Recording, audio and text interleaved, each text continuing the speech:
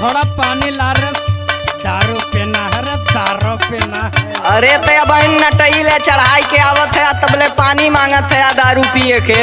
नहीं रे दारू पियब रे, दारू पियब। अरे मोरी माई रे माई, कैसन तू हमके मर्द मिल गई लाओ।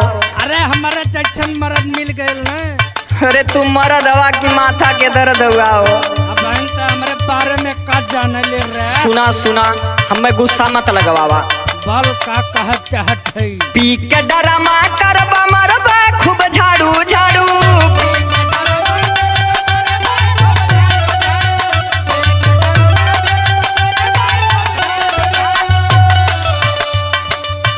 पी के डरामा करबा मरबा खूब झाड़ू झाड़ू। कैसन मिल गई ना हमके भगती गाड़ू।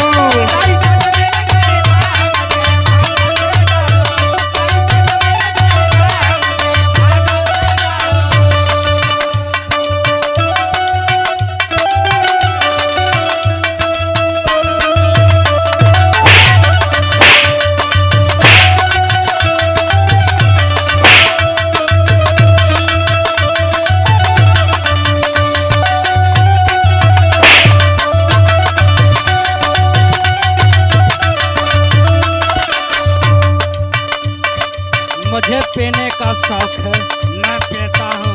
हाँ कोई दिक्कत तो नहीं है ना। अरे पीता हूँ गम बुलाने को कहता ने नदी गाड़ू।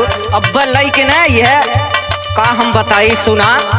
बोल क्या बोलती हो। नसवा कई के तू दसवा बिगड़ाला।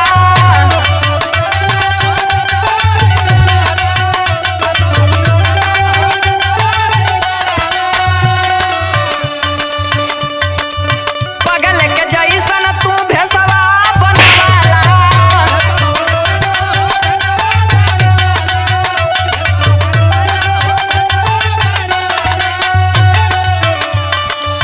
नसवा कई के तू दसवा बिगड़ाला।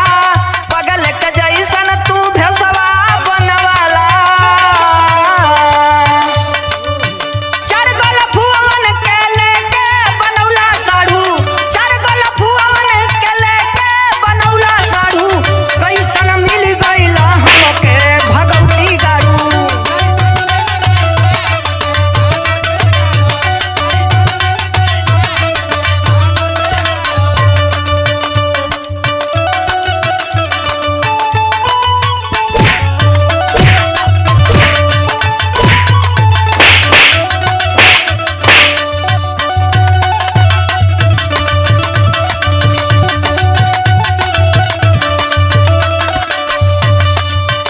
मुझे जानते हो, मेरा नाम आयन सिकंदर है। अरे तो जानत है नदी गाड़ू। अब का कई भतारे के नौआ न लेवे के नहीं तो नहीं, ये बेलनवा अब डाल देवे गस।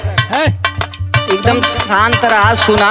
मेरे बात को, हर बात को तुम मुझे डिस्टर्ब करती हो। अरे डिस्टर्ब अब लतियबो करब। हमार बात पहले सुना। बोल क्या बोलती हो। पियही में बेच नहीं लगा ना